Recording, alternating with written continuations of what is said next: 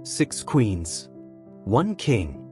And a dangerous idea. What if the women Henry VIII married, women history often paints as victims, rivals, or pawns, had instead united and turned their combined influence against him? It is a scenario as thrilling as it is unthinkable. A coalition of queens challenging one of the most formidable monarchs of the 16th century. Historically, each wife stood alone, isolated by court factions, manipulated by ambition, religion, and politics, and often pitted against one another by Henry himself. But imagine the opposite. Catherine of Aragon's political brilliance aligned with Anne Boleyn's reformist fire, Jane Seymour's diplomacy paired with Anne of Cleves' foreign alliances, Catherine Howard's courtly leverage fused with Catherine Parr's intellectual strategy. Rather than fractured lives ending in exile, divorce, or death, their united front could have reshaped the English monarchy from within. Individually, Henry VIII's wives were vulnerable. Together, they could have been unstoppable. That is the core of this alternate universe. Instead of isolated queens competing for safety and favor, we imagine the 6 queens as a political force, bound by a shared realization that Henry, not each other, is the true danger. Historically, each wife lived in a carefully engineered bubble of manipulation, silence, and fear. But here the walls crack. The queens recognize their common enemy and begin to see what their combined power could accomplish. The foundation of this hypothetical revolution begins with an understanding of each wife's political strengths. Catherine of Aragon anchors the group. Her diplomatic reach, stretching from Spain to Rome, makes her the natural strategist. Raised among monarchs, fluent in statecraft, and once trusted enough to rule England as regent in Henry's absence, she provides the coalition with legitimacy, international leverage, and deep connections within the most powerful Catholic kingdoms of Europe. And Boleyn adds something entirely different: reformist influence and control of the most energetic court factions. Her rise wasn't accidental. It was supported by scholars, diplomats, and nobles eager for a more modern England. She could sway Henry, influence Parliament, and command the support of Protestants.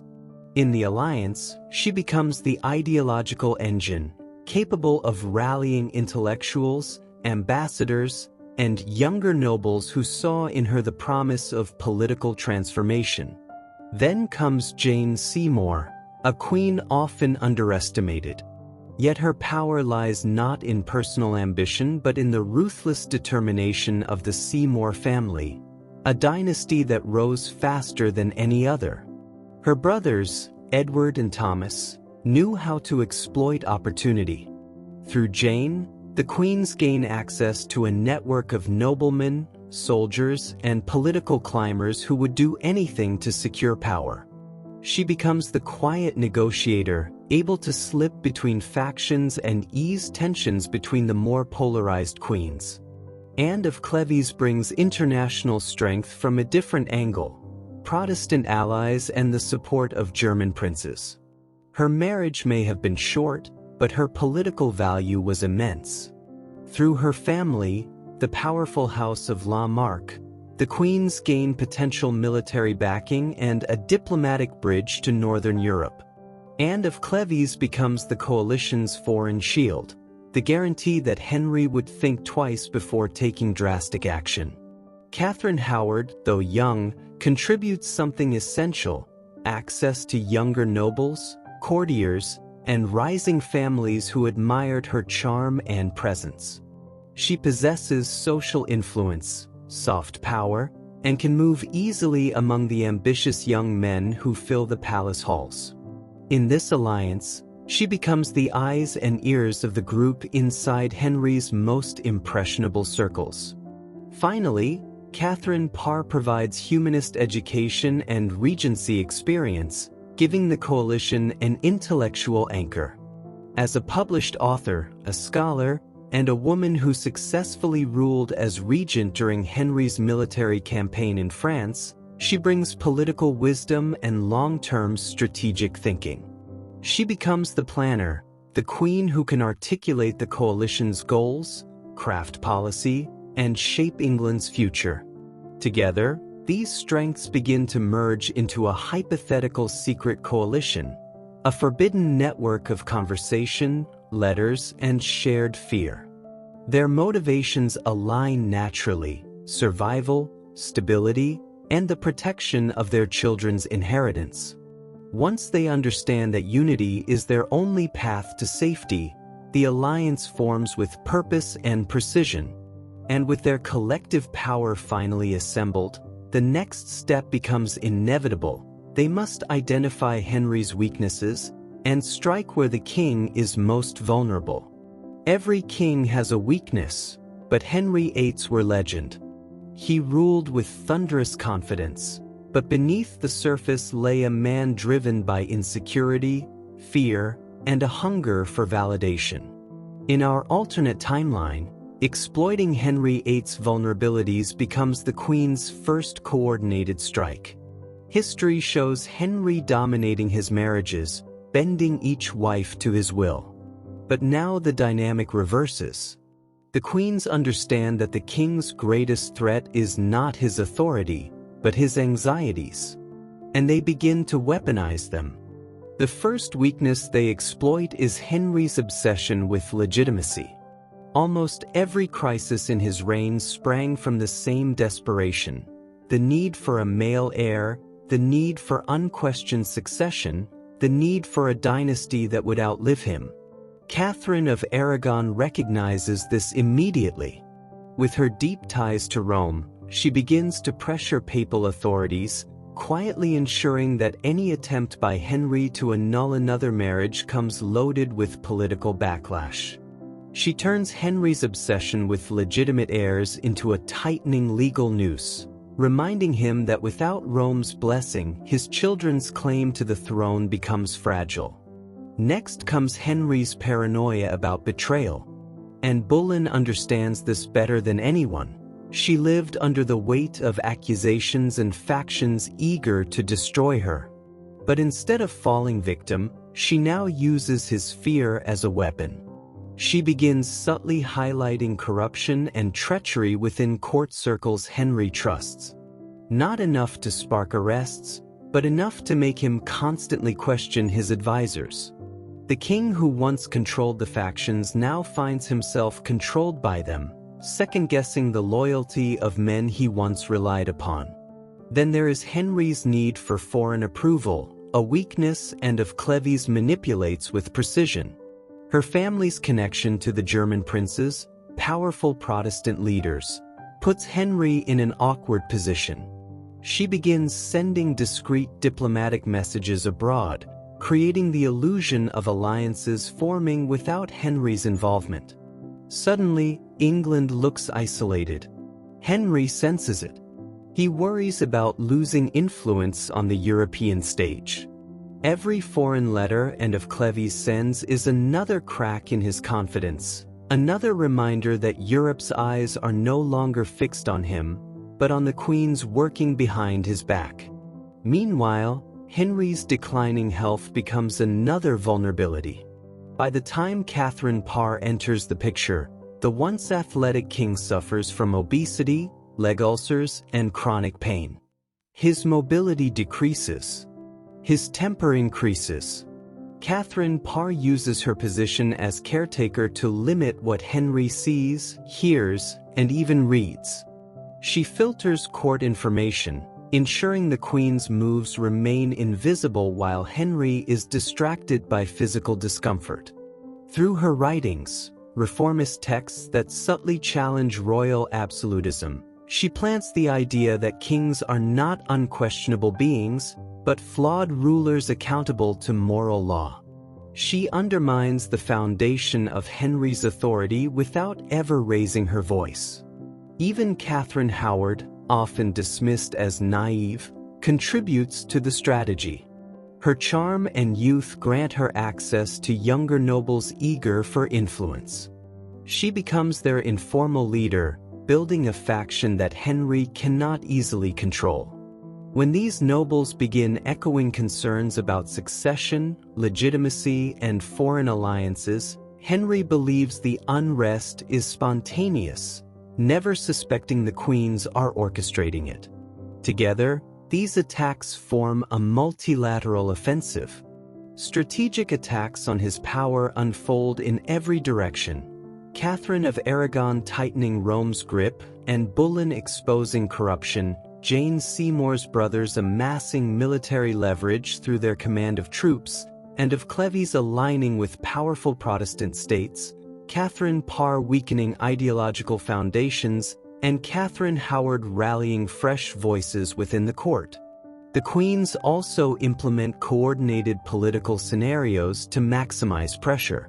They subtly influence Parliament, using sympathetic nobles and reformists to question decisions Henry once made alone.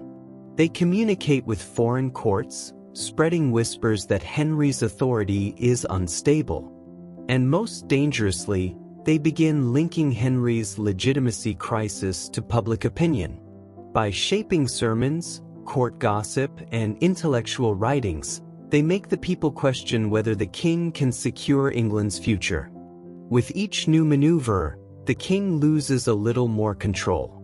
The queens are no longer passive figures in Henry's story, they are the unseen authors, rewriting the monarchy from within. And once Henry is destabilized, the political fallout does more than weaken him. It begins to reshape the entire Tudor world. For the first time in English history, the king faces a rebellion not from nobles, peasants, or foreign powers, but from his own queens. The fall of Henry VIII begins not with swords drawn in open revolt, but with a slow, calculated weakening of his authority, engineered by the women he believed he controlled. In this alternate timeline, the familiar story flips. Instead of Henry disposing of his wives, the wives now threaten the king who once held absolute power over their lives. The queens understand that public perception is their most potent weapon. As news quietly spreads of Henry's cruelty, failed marriages, and declining health, the wives create public sympathy. Catherine Parr's writings cast kings as accountable to higher moral law, and Boleyn's surviving supporters whisper of her unjust execution. Catherine of Aragon's loyalists paint her as the wronged Queen of England. These narratives collide in the public imagination, transforming the queens into martyrs and Henry into a tyrant. At the same time, foreign pressure pushes Henry into isolation. Messages from Rome, Spain, and the German states increasingly question Henry's legitimacy and alliances. Catherine of Aragon and of Cleves orchestrate this isolation masterfully, ensuring that Europe sees Henry not as a dominant monarch, but as a volatile ruler barely holding his court together. When foreign ambassadors begin withholding support or demanding concessions, Henry senses the shift, and it terrifies him. Inside England, the true danger emerges.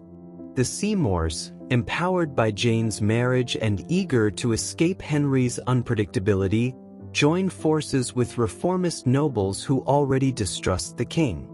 A possible coup, led by the Seymours and supported by the growing Protestant faction, takes shape in secret meetings and coded letters. And Boleyn's old allies, along with Catherine Parr's intellectual circle, create a political web so tight Henry can no longer distinguish friend from enemy. With pressure mounting from Parliament, from nobles, from the public, and from abroad, Henry faces the unthinkable. He is now forced to negotiate his own survival. To save his dynasty, especially the future of Prince Edward, Henry contemplates concessions he never would have imagined in his prime. For a king obsessed with authority, this is the deepest humiliation. And yet, the alternative is worse: open rebellion, foreign intervention, or collapse of his line. As public perception turns increasingly against him, The queens and their allies present Henry with a series of endgame options, each one redefining the fate of the Tudor monarchy. In one scenario, Henry is forced to abdicate, allowing Edward's Regency Council, dominated by the Queen's coalition, to rule in his name. In another, Henry submits to a form of limited constitutional rule, surrendering his absolute authority to Parliament. A more humiliating possibility emerges. Henry becomes a puppet king, performing ceremonial duties while real power shifts to the queens and their supporters. And in the most dramatic version of this alternate history, Henry is overthrown but allowed to live quietly, an aging monarch watched carefully by the very women he once dismissed. With Henry finally neutralized, whether by negotiation, coercion, or political pressure, the tide turns completely. The queens now hold the influence he once monopolized. And with the king's dominance broken, England stands on the brink of profound transformation. The question becomes not how Henry ruled, but how his wives will shape England's future. A kingdom ruled not by a tyrant, but by a council of queens. That is the extraordinary reality of this alternate Tudor world. A new Tudor England led by the 6 queens begins with the collapse of Henry's authority and the rise of a political structure England has never seen before. Where once decisions were shaped by the whims of one man, now a collective leadership guides the realm, blending rivalry, experience, and wisdom into a new system of shared power. The shift is dramatic. England moves from Henry's volatile and unpredictable rule to something far more stable, a council-driven monarchy where each queen contributes her political strengths to a newly formed Queen's Council. Catherine Parr becomes its intellectual core. Her reformist vision reshapes education, encouraging literacy not just for nobles but for women, scholars, and even commoners. Through carefully crafted religious texts, she guides England toward a gentler, more humanist faith. Rather than tearing the country apart, her reforms unify emerging Protestant thinkers and moderate Catholics under a shared national identity. And Boleyn and Anne of Cleves become the council's diplomatic strategists. Together, they pull England firmly into Protestant alliances, forging ties with reformist scholars, northern princes, and German states eager for English partnership. Anne Boleyn's influence modernizes court culture and attracts Europe's brightest minds, while Anne of Cleves ensures alliances are practical, balanced, and respected abroad. Under their leadership, England's relationship with the wider Protestant world becomes not a threat, but a source of strength.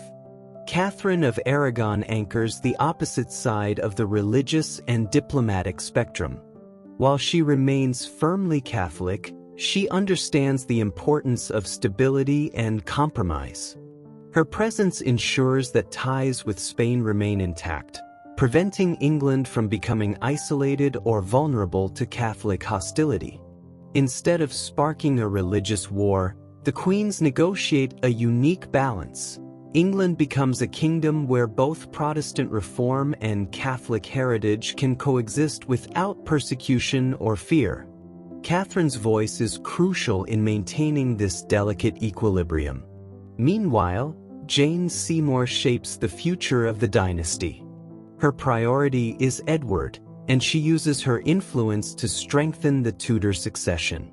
With the council's support, Edward receives a broad education, part reformist, part humanist, part diplomatic, preparing him to rule as a unifying monarch rather than a polarizing one. Jane ensures that every decision, every alliance, and every reform ultimately protects the stability of her son's future throne. Catherine Howard, though still young, becomes a symbol of youth and renewal. The council uses her image strategically, presenting her as the embodiment of a fresh royal era. She hosts gatherings, bridges generational divides, and brings younger nobles into the fold. Her charm, once a vulnerability, becomes political currency, helping the queens maintain the loyalty of the next generation of England's elite. With these 6 voices working together, potential outcomes reshape the Tudor world entirely. The Reformation becomes smoother, more intellectual, less violent. England avoids the harsh religious persecutions that later define Mary I's rule. Elizabeth grows up surrounded not by stepmother rivals, but by 6 powerful mother figures who shape her into the most formidable queen Europe would ever know. Foreign policy stabilizes as England is no longer jerked between Catholic and Protestant extremes. Even succession becomes less chaotic, possibly evolving into a co-regency or a structured council monarchy that prevents the bloody crises of the future. With England transformed, balanced, strategic, and far more stable, the question becomes not what Henry VIII left behind, but what legacy these united queens create. Their influence reshapes the monarchy, religion, diplomacy, and culture of a nation that might have become something entirely different under their shared rule. A united Tudor-Queen alliance wouldn't just change Henry, it would change Europe. The long-term impact on European history begins with the ripple effect of their shared leadership, a political partnership powerful enough to reshape the continent's alliances, religious conflicts, and future monarchs. Instead of England lurching between loyalty to Rome, open rebellion, isolation, and aggressive Protestant reform, the queens build something Europe has rarely seen: consistency. Under their guidance, England adopts stronger religious moderation. The queens blend Catherine of Aragon's Catholic diplomacy with the reformist views of Boleyn and Catherine Parr, producing a uniquely English synthesis, neither fully Catholic nor aggressively Protestant. This balance prevents the violent whiplash of later religious persecutions. Instead of becoming a battleground of faith, England becomes a model for coexistence. The rest of Europe, torn between the Pope and Protestant reformers, takes notice. This new religious equilibrium also reshapes England's relationship with Rome. The break from Rome either doesn't happen or occurs far more smoothly. With Catherine of Aragon's influence moderating papal hostility, any separation becomes a negotiated shift rather than a dramatic rupture. As a result, England remains diplomatically connected to Catholic powers, avoiding decades of animosity. And without Henry's rage-driven decisions, the dissolution of the monasteries is either halted or transformed into a slow, organized redistribution, preventing the social upheaval that historically followed. On the dynastic level, Elizabeth's future is shaped very differently. Instead of navigating religious turmoil and the legacy of executions, she grows under the guidance of 6 politically capable women. Her worldview becomes less defensive, more diplomatic, and more strategically European. This makes her reign, even if she still becomes queen, far less focused on survival and more on expansion and intellectual leadership. Foreign alliances also change. Depending on how the queens balance their influence, England might align more closely with either the Protestant German princes or with Spain, rather than swinging between the two. Anne of Cleves could pull England into a strong northern Protestant bloc, while Catherine of Aragon could secure generations of Anglo-Spanish cooperation. Either direction gives Europe a predictable, stable England, something Henry never provided. And that stability matters. Instead of seeing England as an unpredictable wild card, Europe views the country as a consistent diplomatic power, guided by a collective royal intelligence rather than one man's shifting impulses. With these continental shifts in place, the alternate timeline now stands ready to collide with the real one, revealing just how much Tudor history depended on the fragile balance of 6 remarkable women. This is the world reshaped by a united council of queens. 6 wives. 1 alliance. A Tudor England never ruled by fear again. In this alternate history, the women long remembered as victims become the architects of a new political order, one defined not by Henry's rage, but by their collective strength. Instead of being isolated, discarded, or destroyed, the queens transformed themselves into a force capable of reshaping the monarchy itself. Gone is the England driven by executions and paranoia. In its place rises a dynasty built on strategy, diplomacy, education, and stability. Their unity, Catherine of Aragon's diplomacy and Boleyn's reformist fire, Jane Seymour's focus on succession, and of Cleves' foreign alliances, Catherine Howard's influence among the young nobility, and Catherine Parr's intellectual leadership, creates a balance of power Henry never achieved alone. History remembers Henry's wives for their tragedies.